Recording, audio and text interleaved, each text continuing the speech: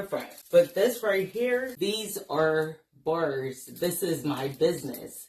And it exists because I finally stopped paying the tax. So you're going to watch me build while I explain how you get free. So let's get into it, shall we? See, people hear the words loyalty tax, and they automatically think that I'm talking about staying too long at a job. That could be the case, but there's other parts to it. The loyalty tax is what you pay every time your excellence becomes someone else's safety net. I'll say that again for those in the back who are not paying attention. The loyalty tax is what you pay every time your excellence becomes someone else's safety net. So at work, it sounds like, just give it to her, him, they'll do it, they'll handle it. In relationships, it sounds like, I don't know what I'd do without you. In families, it sounds like, you've always been the strong one. Keep holding it down. P.O.P., you know? All three of those sentences sound like compliments. But the true story, none of them are. They are all invoices. They're all invoices dressed up as praise. And here's the part that gets me. The people sending those invoices, most of them are not doing it on purpose. They didn't sit down and say, hey, let me dream the heck out of this person. They just learned that you would catch them. So they stopped worrying about falling. And you, what did you do? You kept catching them because somewhere along the way, you decided that being needed was the same darn thing as being valued. And it isn't. Being needed means you're useful. Being valued means someone would feel the loss of you, not just the loss of what you do. So ask yourself right now, if you stop doing everything you do for those three people, would they even miss you? Or would they miss your services? That's the question. And that question right there used to keep me up all night long. So let's walk through where this actually lives. Because I'm sure you're wondering what I'm talking about. Because loyalty tax shows up in different spaces depending upon where you are. So at work, the loyalty tax looks like being the most confident person who never gets promoted. You know exactly who I'm talking about. Maybe it's you. I know what fluorescent lights at 6:12 in the morning feel like when your brain already gave up before noon. I know what it's like to drive to work, running through a list of everything you have to fix today before you even put the car in. I know what it's like to sit in a meeting where someone presents your idea in their own words and everybody claps and you just smile and write it down and move on. Because that's what you do. You have trained an entire organization to function because of you. And guess what? They're going to give you a plaque, maybe send you a real nice little email, maybe a title that has the word senior in it, but there won't be any change to your pay. Because here's the thing about the organizations. They do not promote the person who makes the current situation work. Why would they do that? They promote the person who makes them bigger or imagine their future bigger, is where I'm going with it. See, when you absorb every crisis, you make the dysfunction invisible. They don't see a problem to solve. They never do. They see a system that's working. And that system is you, running on empty and smiling through it, and they call it a culture fit. I worked inside that system for 23 years. I tell y'all that daily. And toward the end, there were days where I would sit in the parking lot after staring at numbers and letters for 8 hours straight. Let me tell you, my brain would be such in a fog that I couldn't even remember what I needed from the grocery store. I would be sitting there, staring at the steering wheel in silence, trying to locate myself. Like, where did she go? And I would think, I'm so good at my job. But then I would think, why do I feel like I'm disappearing? That's the tax collecting. In relationships, The tax looks different, but the math is the same. You're the one who remembers everything, plans everything, holds the emotional weight of the whole thing. Your partner forgets. You remind them. Your friend spirals. You talk them down. Your situationship is inconsistent.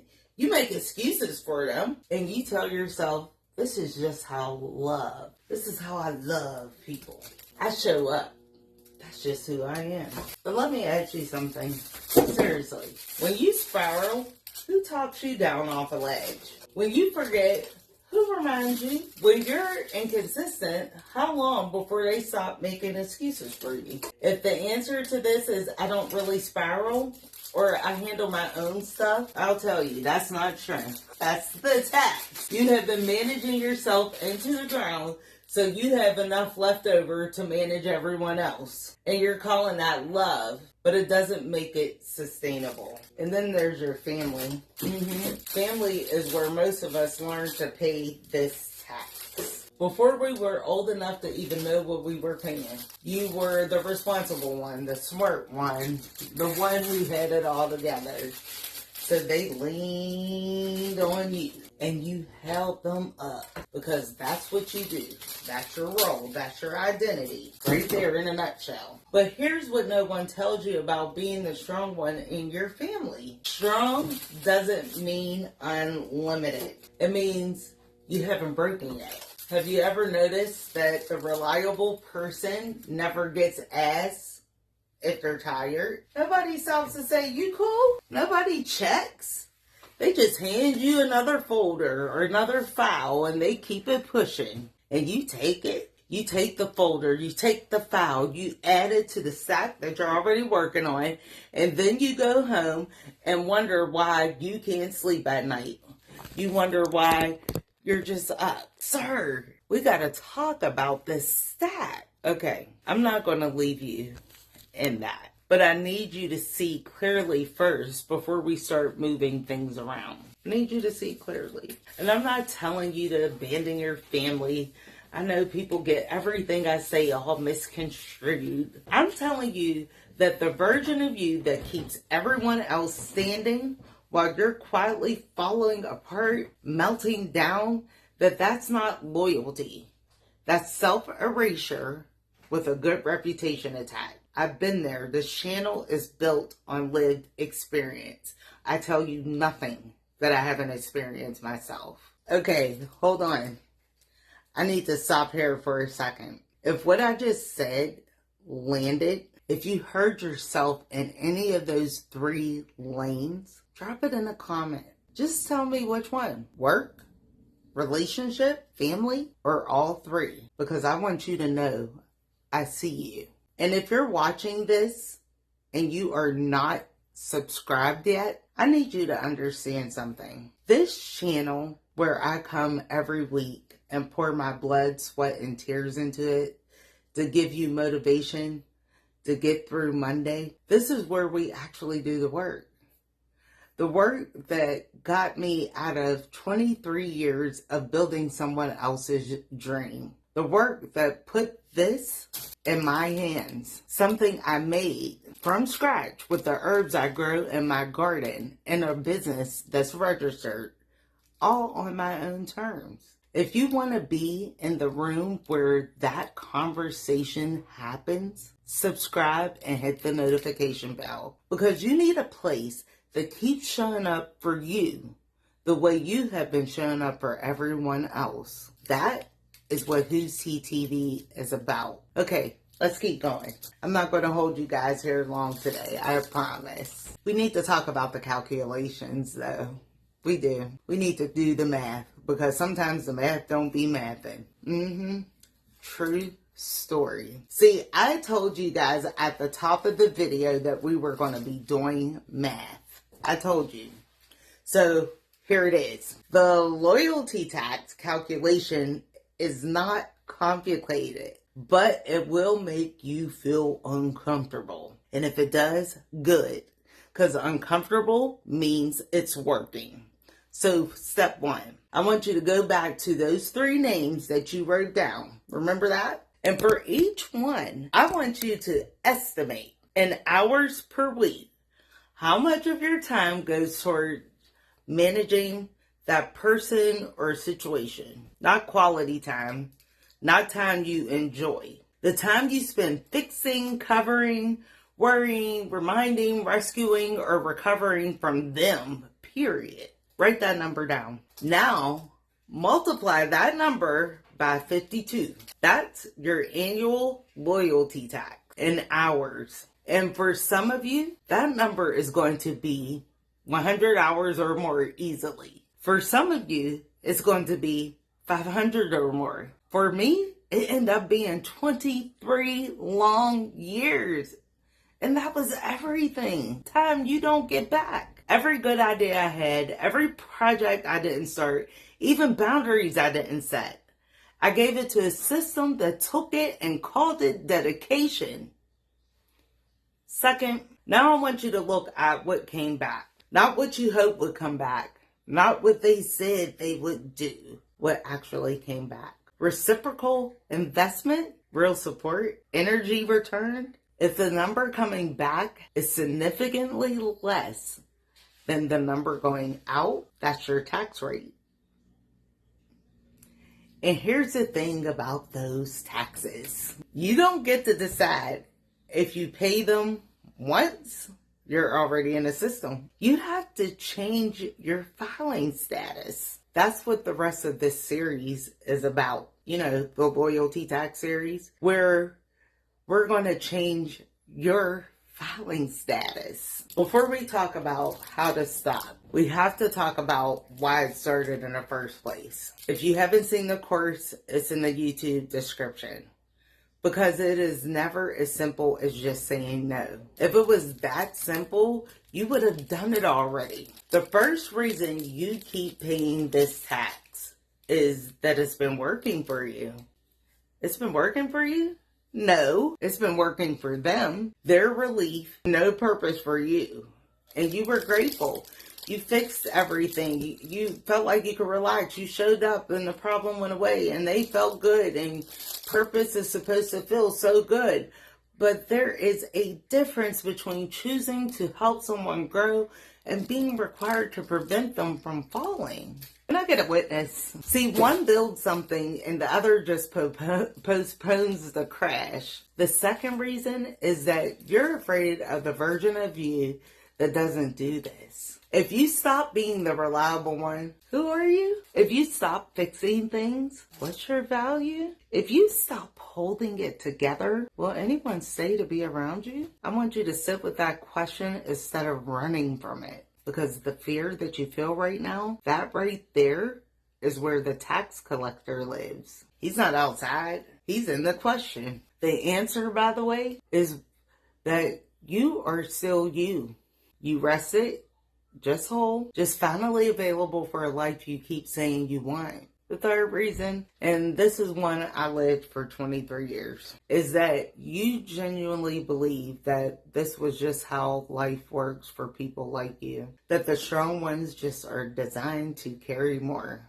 That's just their deal. Nobody told you that was optional. No one showed you a different model. You looked around and the people who looked like you, who came from where you came from, who worked the way you worked, they were all paying the same tax. So you filed it under normal. It's not normal. It is common. Those are two very different things. You know, it's funny. I've had a full conversation with tons of people about their problems, their relationships, their drama, their work situations, all their family chaos for 45 to 50 minutes straight at times. And at the end they go, my gosh, thank you so much. You always know what to say to. Okay, gotta go. I have a thing or two or three. Click. I'm sitting there like, I also had a thing or two or three. I also have a life. I also have a situation that I didn't mention because we never got to go there because it was all about you. See, that's the folder. They handed me the folder and kept it pushing. You see how easy that is? If you've ever been on the other end of that type of phone call, you are exactly who this series is for. I'm telling you, the loyalty tax is deep. All right, let's talk about what we actually do from here on out. Are you ready? Or should I say, if you're ready to figure it out, let's get into these things, okay? I'm gonna just check in with y'all real quick, because we just went through 3 lanes and 3 reasons, and I know somebody watching this right now is doing the math and really feeling it. If that's you, drop the words loyalty tap in the comments. Just those 2 words. I want to see exactly where you are, and I want to tell you something before we get into the very last part. I promise. I told you I wasn't keeping you long, but we're friends, right? This soap right here is my signature cucumber soap. It's called Cucumber Bliss. I didn't make this because I had extra time. I made this because I finally stopped spending my time on things that weren't building toward anything real for me. I stopped being available for people 24/7. I stopped being available for the job, and I replaced all that time for me.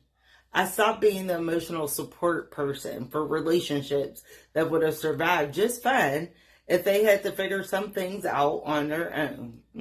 True. I know that sounds kind of harsh. I know it may be hard to do, but this still got my soap. This is what's on the other side of all that hard. Something that's mine, something that's real, and something that's headed to a local store near you. Okay, the last section. This is a part where we talk about what you're actually doing next, okay? But only if you're ready. And I say that wholeheartedly because I can give you all the tools, all the things, but it's up to you to apply them. That makes sense? So I'm not giving you this long list of 10 things to do. You don't need 10 things. You only need 1 done consistently until it becomes who you are in nature, that one thing. So here it is, straight with no chaser. Stop pre-solving problems that belong to other people. Oh, that's it. That is your entire strategy. What does that mean in real life, Miss T? That means before you jump in with your 22 cents, pause. Not forever, just long enough to ask one question. Is this mine to carry? Not, can I handle it? Because I know you can handle it. We both know you can handle it. But is it mine? At work, when the crisis hits and everyone looks at you, look back at them. Pause. Let the silence exist for maybe 30, 60 seconds. Let someone else feel the weight of it. You are not the only person in the room who can solve a problem. I hate to break your heart. You are just the only one who has been trained by yourself to automatically do it. In your relationship, when they call with the same problem they called with last month and the month before, pause. And instead of solving it, you ask them, what do you think you should do? My goodness. Not because you don't care, because you really do, but because the most caring thing you can do for someone who keeps falling is to let them learn how to catch themselves. Hey, built from lived experience. And your family, now this one is slower. This one takes a little bit of time. Okay, that's okay. But it starts with one conversation where you tell the truth about what you're capable of handling. It doesn't need to be an argument. You don't have to list all your grievances. Just tell the truth. I love you. I've been carrying more than I can sustain right now. I need us to figure out a different way. That sentence alone will change the whole architecture of your relationship because it tells the truth about a lie that's been running you for years. So here's what I know. You did not build this level of excellence suspended holding up everyone else's life. You built it to move. And somewhere in the last 5, 10, 20 years, you forgot that you were the one who was supposed to be moving. The loyalty tax is real. It has a number, and you've been paying it without ever seeing a return. But that all changes now. Not because you've become this different person, because you've become a more honest one. Honest about your capacity. Honest about the math, honest about what you are building and who actually belongs in what you're building with you, right with you. Again, I want you to know this soap exists and you're not. I'm the gas station. I fill you up so you can move, but you still have to drive. Drop the word loyalty tax in the comments if you're ready to change your filing status. Don't forget, I read every single comment, and subscribe because the next video in the series is another audit. You are going to bring those 3 names and we're going to go through every single one together in a live. I'll see you there.